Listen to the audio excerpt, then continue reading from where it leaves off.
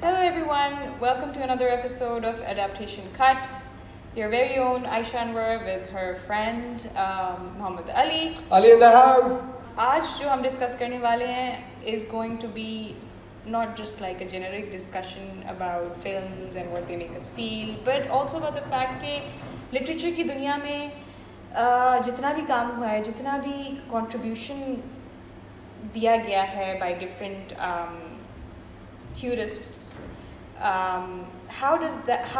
when and how did that aid to the medium of filmmaking, and how did that really make up half of your film industry, and how did it just generally aid to cinema? And the focus that we have today is of an American director. She's one of my favorites, Sofia Coppola.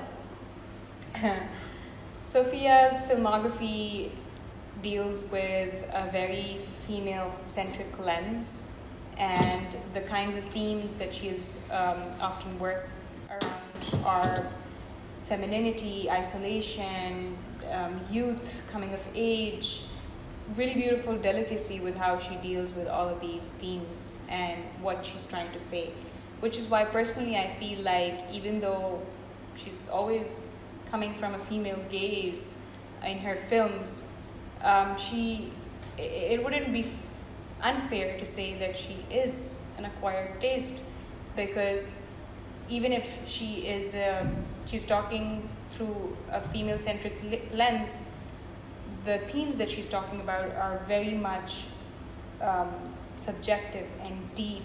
Marie Antoinette से बात शुरू करते हैं. This is an autobiography of this very famous French queen. She wasn't actually French, was she? नहीं, Austria की थी. And she was, क्योंकि उनकी जो ऑस्ट्रिया और फ्रांस के अच्छे रिलेशन के लिए they decided कि उसकी अब शादी जो है वो फ्रांस के किंग से होगी, किंग के बेटे से होगी, और फिर वो वहाँ से जाती है France. So Marie Antoinette as a historical figure is very important, and any time that name pops up, you think about the French Revolution, you think about the famous line that she said that if they don't have food, they should just eat cake and whatnot. She's really controversial, but when we talk about Coppola's film and we try to analyze her through that perspective, we come closer to what might have been her struggles on a human level, and what is Sofia Coppola trying to say through adapting this historical figure's story. एक होता है कि autobiography अगर आप बनाते हो तो आप बस the way things were for that particular individual. I think that was the most interesting part, जिस तरह उसने उस क्वीन का एक नैरेटिव जिस तरह लेकर गई थी वो. आई फील लाइक वैसे आप जब कोई भी बायोग्राफी लिख रहे होते हो, so you focus on the events, you focus कि उन्होंने क्या क्या अकॉम्प्लिश किया, क्या क्या हुआ था, हिस्टोरिकल इवेंट्स क्या थे. बट जब इस मूवी में आप देखते हो तो इट्स मोर लाइक कि as a individual, by the end of the day she was an individual जो एक अपनी इंटरनल स्ट्रगल से गुजर रही थी, और उसको कैसे उन्होंने दिखाया. I think she did a very good job कि उसमें उसका इमोशनल एस्पेक्ट, उसकी फैमिली के थ्रू क्या प्रेशर्स थे, उसका अपना वो एक जो जिस एज में हो कि आप प्लेजर सीक करते हो, जो डिज़ायर्स आपकी अपनी ख्वाहिश होती हैं, पर्सनल वो होते हैं. तो आई फील लाइक कि वो चीज़ बड़े मज़े से दिखाई थी कि it was more focused on her internal struggle rather than the external जो दुनिया में चीज़ें हो रही थी उस time. Basically, it was internal focalization. I was getting to that. Yeah. The fact that the focus was more on what is internally happening with the character. But I feel like something to analyze over here is also the fact that what's very famous about this time and era is how the elites and the kings and queens in France were so distant from the reality of the country कि उन्हें परवाह नहीं थी कि civilians किस चीज़ से गुजर रहे हैं, country में हो क्या रहा है. They were just busy in their own lives. And even though this is a very female-centric lens and a focus is on the characters being done for a particular reason, if you analyze it that way, you can also say that you're so, even as a viewer when you're watching the film, you're just so focused with Marie Antoinette's emotions that you too also forget that this was a very important time in history and यहाँ इस important time में हुआ क्या था, वो क्या रहा था exactly. Because- आपका फोकस ही नहीं जाता उस पर. मुझे ना सबसे प्यारा जो सीन था ना मेरे फिल्म में, वो ये था कि जब वो अपनी बेटी को लेकर जा रही होती है उस जहाँ उन्होंने मुर्गियाँ वगैरह रखी होती हैं, तो जब वो अंडे उठाने के लिए बेटी आ रही होती है ना, तो पहले मेड्स आती हैं, उस अंडे को साफ करती हैं और फिर रख देती हैं, और वो फिर अपनी बेटी के साथ आती है और वो फिर वो उठाती है और कहती है कि oh eggs and shed. And it was such, इतना प्यारा शॉट दिखाया था, प्यारे तरीके से दिखाया था. एंड इट्स लाइक कि जो बच्चा जो है वो रियलिटी से कितना दूर है कि उसे पता ही नहीं है कि ओ अंडे भी गंदे होते हैं, समथिंग लाइक दैट. और वो इतने प्यारे तरीके से उन्होंने दिखाया था कि आई फील लाइक कि हाँ, that's the main reflection of the whole idea कि एक वो जो अपनी लग्जरी जिंदगी में वो जिंदगी गुजार रहे हैं, they are so ignorant of the reality जो दुनिया में चल रहा है सारा. The story of Beguiled, which is a novel, it's a text. और उस text को जो है Sophia is sort of reinterpreted. I think जो नॉवेल थी वो मेल पर्सपेक्टिव से लिखी गई थी, जी. और जो फिल्म है that's more from the Yeah, and even the first adaptation, which was like released in the 1971, that was also who wrote that novel? अच्छा, Thomas Kellerman, and the writer film, was a male. yeah. But no, even in the book, जो जितने भी female characters हैं, every female character has been given a chapter. Okay. और उसी female character के view point से story in terms of what they think about the soldier to the presence of that soldier is what basically the film is about. But even in the text and in the first जो पहली adaptation थी film की, it's very much from the soldier's perspective and how he is feeling when he is surrounded by all these women. But what Sophia does so well is that she has shifted that perspective completely and made it more about how all these 5 to 7 women are responding in the presence of that soldier. Female-centric lens. And there's this thing we studied in our class regarding Mikhail Bakhtin's theory of polyphony. Polyphony is basically the fact कि किसी भी narrative में there can be multiple voices that are sort of driving the story. So basically there are multiple perspectives. And in this I felt that literature being applicable in how it's adapted, because सारी जो female characters थी उनका perspective matter करता था, उनका perspective important था, और सारे फीमेल पर्सपेक्टिव से स्टोरी जो है प्रोग्रेस कर रही थी. आई वुड से हर किसी के, और and how the soldiers responding to every woman is just, it just keeps making the narrative more and more rich. Which I really liked, and which I was amazed on how Sophia was able to deal with.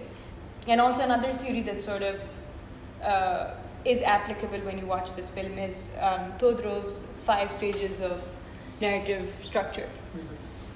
Even though the film just starts off with a hook, the moment film shuru hota hai, the girl, she finds the soldier in the jungle. So we're not sure if there's a equilibrium there, but there is, like, everything was fine. And it started off with this disruption, which is the soldier. And that disruption is recognized, which is like the 3rd stage in the narrative theory that I'm talking about. And the moment it's like the wounded soldier they cater to the wounded soldier, and once he starts healing, how he is trying to make his place and how he's also a threat to all of these women. And how these women, once they recognize that disruption, decide on a plan on how to get back to the peace, which is the equilibrium that sort of Todorov talks about. कि एक balance है, उस balance को soldier ने disrupt किया है, and now these women are like, how can we get our balance back? I feel like this narrative theory is very fitting to this The film, film. not just in terms of structure, but how every action and the series of events like follow through. And when they cause, they basically poison his food by adding these mushrooms which are not good for him. And the moment he eats them, he dies. And the last scene of the film is just so powerful that all these women have like wrapped his body and they go put him outside the gate of their school, and all of them are just standing, or a long shot hai. And they're just standing, and it's just like they're waiting for soldiers to come and take that body. He was never a part of us, take your body and just go. And it's just so beautiful, it's so poetic. Okay, there's a really important, the most famous and most talked about thing about Marie Antoinette was the fact that when this movie came and people watched it, and wo to ek alag cheez hai, and I think it won an Oscar for set design, costume, I think. Set design was it? Because that, yes. The fact that there's this element in the film जिसमें 18th century को दिखाया जा रहा है, लेकिन there are certain things, objects, fashion elements in the film जो modern day time की हैं, and Capella has deliberately done that. I think I noticed that के use of the shoes वगैरह, I think Converse वगैरह Converse shoes, there's a Converse shoes and used even in shorts. उसमें जो music use किया गया है वो बहुत different era का use किया 80s का music use 80s का music use किया है, लेकिन I feel like कि वो बहुत interesting way में उसने portray किया है कि जब आप 17th century की बात हो रही है, 17th-18th century की बात हो रही है, ठीक है, and at that वो जो story lines इस मुताबिक चल रही है, उसमें जो queen है उसकी age she is in her teens, ठीक है, so I feel like to connect with that character, अगर मैं अपने टाइम का म्यूजिक सुन रहा हूँगा कि मैं अपने टीन्स में था, तो आई फील लाइक कि you feel more connected to that thing कि इवन अगर वो शूज़ वगैरह की बात हो रही है या म्यूज़िक की बात हो रही है, आप अनकॉन्शियसली या कॉन्शियसली आप कनेक्ट करते हो उस करेक्टर के साथ. और वो देयर इज दिस बार्ट की थ्योरी हाँ, जिसमें मतलब it's about that, it's not about the historical events, it's not about कि उस वक्त क्या हो रहा था, and that was her main agenda director का, कि आप इमोशनली कनेक्ट कर सको, ग्रैब कर सको कि कैरेक्टर के बारे में, कैरेक्टर क्या फील कर रहा है, उसकी पर्सनल जर्नी क्या थी. And these elements and objects and sort of created a tone for the film and instantly tells you what are you supposed to feel. I feel like it's the tone of the film is satirical as well, even though it's talking about very serious things, but I also think कि जो उसकी life में इतना कुछ उसने सफ़र किया, मतलब starting में जैसी वो एक तो पूरी लाइक लिटरली वो अपनी सारा ज़िंदगी भर जो उसने जहाँ गुजारा है उसको छोड़ के अब एज अ वो क्वीन वो कर रही है, उसने अपने पेट को जो उसके इतना करीब होता है उसको छोड़ के आ गई है, फिर there is this constant pressure के ओ आपने बच्चा पैदा करना है, और फिर के ओ उसकी बहन का पहले बच्चा ना हो जाए, and then she is struggling with her own relation कि वो खुद वो अचीव कर नहीं पा रही, एंड सबको ये पड़ा हुआ है कि ओ बच्चा करना है. एंड आई फील लाइक कि वो चीज़ बड़े मज़े से, मतलब मुझे वो चीज़ बड़ी मज़े इंटरेस्टिंग लगी थी एटलीस्ट, कि सबको अपनी अपनी पड़ी हुई, लेकिन कोई ये नहीं देख रहा कि उसका पर्सनल इनर कॉन्फ्लिक्ट क्या चल रहा है और उसकी ज़िंदगी में उस मोमेंट पे क्या क्या हो रहा था. बट अगेन वही वाली बात है कि बस उसकी ज़िंदगी और इतनी अच्छी या ग्लैमरस चल रही थी कि एवरीवन वाज लाइक क्या ही फर्क पड़ता है, bye the end of the day आप queen. But when you see this film, you are able to humanize, like the character is humanized on a level that you can sympathize. At the end of the day, these people are human and they are going through their own struggles, and I think I mean even with the कि जब उसका third baby होता है and she loses that baby, it's like कि सही है अब अपनी normal ज़िंदगी फिर दोबारा आ जाओ. And nobody gives a shit about that. It's like कि ठीक है. Okay, Aisha, so what would be your alvidai kalmat before we end?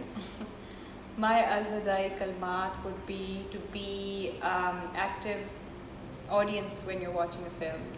Watch films for what they offer, because they offer a lot more than just being for mere purpose of entertainment. Be critical thinkers.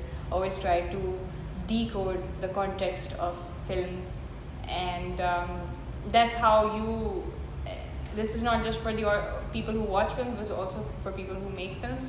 The more you watch films and the more you try to delve deeper into the context, it kind of enriches your and develops your way of writing and expressing as a filmmaker. Especially after studying adaptation, it just opened up a new path for me as a filmmaker. And I just realized when I'm writing, I'm like कि कितना मुश्किल होता है to come up with a story. And then when I studied adaptation, I realized that all in all we're going through cycles, or this is this one story that we're repeating in different ways. And the fact that there are so many beautiful stories in the world, and the fact that I can read them and how I can reinterpret them and just give something very new and very fresh to the world. So what would be your take?